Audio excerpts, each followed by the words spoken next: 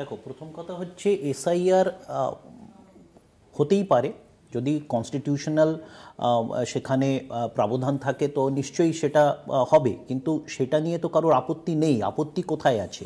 প্রথম আপত্তি হচ্ছে নির্বাচন কমিশন সেটা একটি সাংবিধানিক সংস্থা, এটা কোনো টেম্পোরারি না, একটা পার্মানেন্ট সংস্থা, এবং এর গ্রহণযোগ্যতা নিয়ে এখন মানুষের মনে সন্দেহ হচ্ছে। মানুষের মনে সন্দেহ হচ্ছে এরা কি স্বতন্ত্রভাবে কাজ করছে নাকি ক্ষমতাসীন দলের অঙ্গুলি হেলনে কাজ করছে। এই সন্দেহটা দানা বেঁধেছে।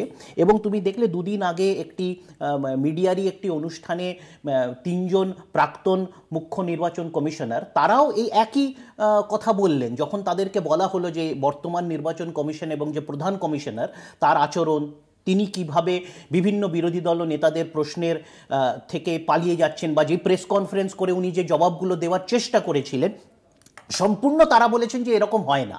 তো সুতরাং সাধারণ মানুষ, বিরোধী দলের যারা কর্মী আছেন, নেতা আছেন, সকলের মনে এই বর্তমান নির্বাচন কমিশনের কর্মকাণ্ড শঙ্কু ইতিমধ্যে এসে গেছে, আমি শঙ্কুকে স্টুডিওতে ঢুকিয়ে দিতে বলবো কি? হ্যাঁ বলো। হ্যাঁ, তো বিষয়টা হচ্ছে যে এই সন্দেহটা যতক্ষণ না নিবারণ হয় ততক্ষণ কিন্তু মানে এই সন্দেহটা থাকবে যে তাদের এজেন্ডাটা কি, তাদের কি কোনো গণতান্ত্রিক সাংবিধানিক এজেন্ডা নাকি বিশেষ ক্ষমতাসীন দলের হয়ে করছে। কারণ কি বিজেপির জন্য এটা নতুন কিছু নয়। বিজেপি এইভাবে কখনো তারা বলল যে কেন্দ্রীয় বাহিনী নিয়ে একবার এরকম খুব শোরগোল তৈরি করেছিল, তারপরে বলল যে এই যারা আধিকারিক, যারা নির্বাচনী আধিকারিক তাদেরকে নিয়ে অনেক হলো, এদের বদলি করতে হবে, ওখান থেকে আনতে হবে, তমুককে চলবে না, তমুককে চলবে না, এরকম তারা বারবার করে, মানে হেরে যাওয়ার অজুহাত তারা খাড়া করে। এইবারও বাংলার পরিপ্রেক্ষিত আমরা পরিষ্কার বুঝতে পারছি হেরে যাওয়ার একটা নতুন অজুহাত। আর সর্বভারতীয় প্রেক্ষাপটে বিহারে যে যদি আমরা প্রথম উদাহরণস্বরূপ দেখি, তো এটা তো মুখ থুবড়ে পড়েছে।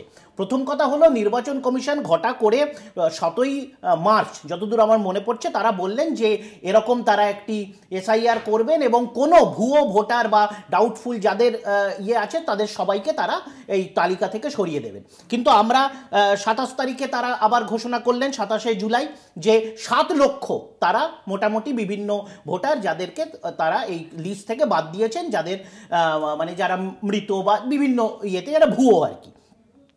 এখন আমরা দেখছি মাত্র 39টি জেলাতে, 39টি কনস্টিটুয়েন্সিতে, কেন্দ্রতে প্রায় 1,88,000 এই ভুয়ো মানে ডুপ্লিকেট ভোটার, যাদের দুবারের বেশি বা মানে একই ব্যক্তির দুটো অ্যাড্রেসে নাম এরকম পাওয়া যাচ্ছে।